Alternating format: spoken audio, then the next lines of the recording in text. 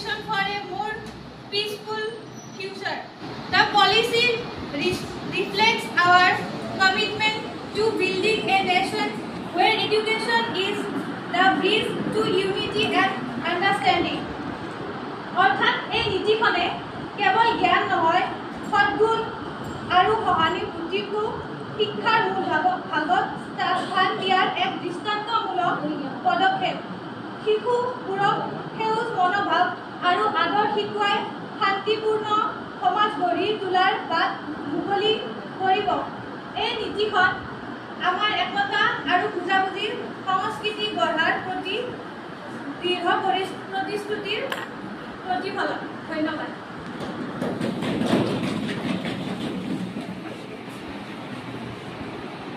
এতিয়া এই বিষয়টো বিৰোধী দলৰ সদস্যসকলক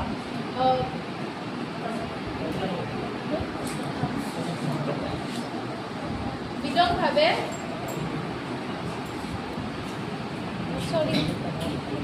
তেওঁলোকৰ মতামত দাঙি ধৰিবলৈ আহ্বান জনোৱা হ'ল। সন্মানীয় অধ্যক্ষ মহোদয়, বিলখন আমি এতিয়ালৈকে ভালকৈ পোৱা নাই, গতিকে আমি এইখন বিল নাকচ কৰিছোঁ।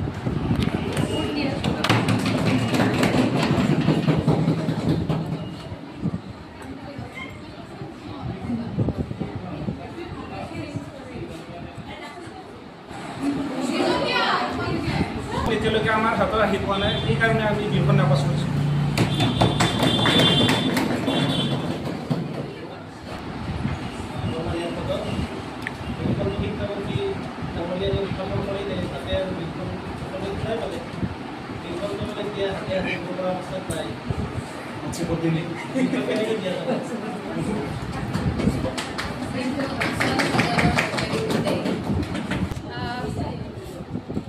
মাননীয় অধ্যক্ষ মহোদয়া, ইতিমধ্যে আমি দেখি আহিছোঁ যে সদনসমূহত বিলসমূহ বিৰোধী দল হওক বা সমদলীয় সদনত উপস্থিত সকলো লোককে প্ৰেৰণ কৰা হয়, কিন্তু আমি এতিয়ালৈকে সেই বিলখন হাতত পোৱা নাই।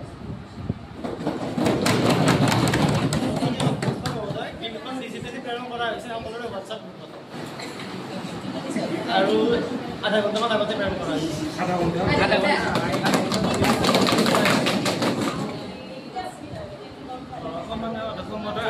আগত যিখন বিল প্ৰেৰণ কৰা হৈছিল এইখন বিলৰ লগত টোটেলি নিমিলে।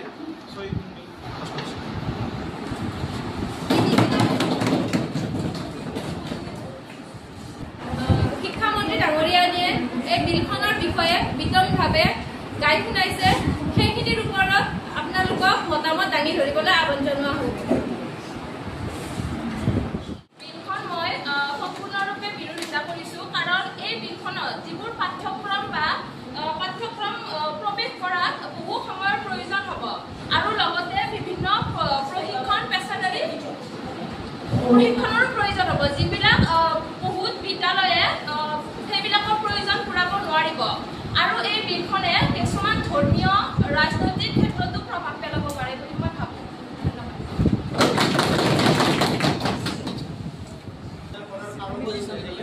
ধৰ্মীয় আৰু ৰাজনৈতিক কাৰণ কি হ'ব পাৰে মই নাজানো, কিন্তু এতিয়া যিবোৰ ৰেগিং হৈ আছে, দুবছৰমান আগত ডিব্ৰুগড় ইউনিভাৰ্চিটিত ৰেগিং হ'ল, এজন ল'ৰাই ৰাজহাড় ভাঙি দিয়া হ'ল, পেলাই তাত ডাঙৰ এনামেল থাকিলে, সেইটো এজন সংগঠনৰ নেতাই কৰিছিল, জাতীয়তাবাদী সংগঠনৰ নেতাই, নামটো নলওঁ বাৰু, নামটো ল'লে নামটো নহ'ব, সেইটোতো জাতি ধৰিবৰ কথা আহিছিলে বাৰু।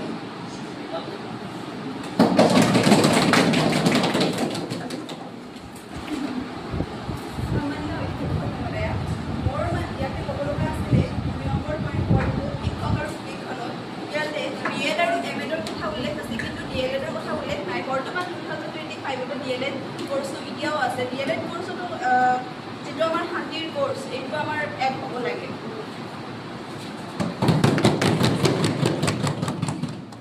DLED কোৰ্সটো প্ৰায় বিলুপ্ত হোৱাৰ কথাতে হৈছে। 2030 পৰা যেটো বিলুপ্ত হ'ব, যেটো নতুনকৈ আৰম্ভ হ'ব ইউনিভাৰ্চিটিত তেতিয়া DLED আন্ডাৰত মানে DLED-বিলাকে DLED মানে প্ৰাইমেৰী লেভেলটো তেনেকৈ গুচি যাব, এক বছৰীয়া কোৰ্ছ হ'ব হৈছে তেনেকৈ। এইটো 2025 একটো 2030 পৰাহে মানে NEP 2020 মতেহে ইনক্লুড কৰা হৈছে।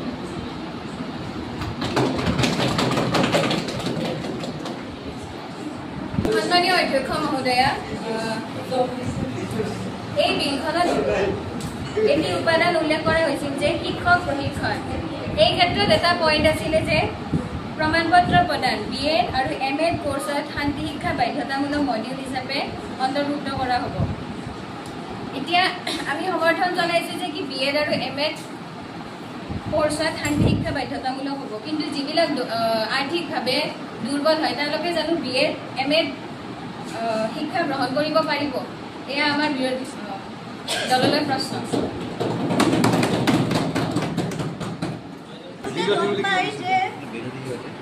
আমি 2 বছৰত শিক্ষাৰ ক্ষেত্ৰত আমি 30% যিটো তেওঁলোকৰ যিটো এডমিশ্যন ফিজ বা তেনেকুৱা আৰ্থিক ক্ষেত্ৰত আমি 20% ৰেহাই দিছোঁ তেওঁলোকক, আৰু যিসকল ছাত্ৰী আছে তেওঁলোকক জলপানীৰ ব্যৱস্থা দিছোঁ, আৰু এই ক্ষেত্ৰত ইয়াত যথেষ্ট সহায় হ'ব বুলি ভাবিছোঁ। আৰু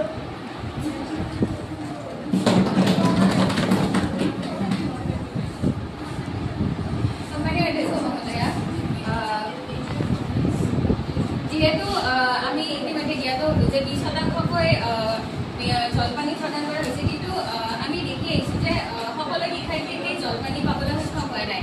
তেওঁলোকৰ ক্ষেত্ৰত 2 লাখ টকা এটা খৰচ কৰি BEd পঢ়া বা 4-5 লাখ টকা এটা খৰচ কৰি BEd MAd দুয়োটা ডিগ্ৰী সম্পূৰ্ণ কৰাটো সম্ভৱ হ'ব জানো? এয়া মোৰ বিৰোধী দললৈ প্ৰশ্ন। সন্মানীয় অধ্যক্ষ মহোদয়া,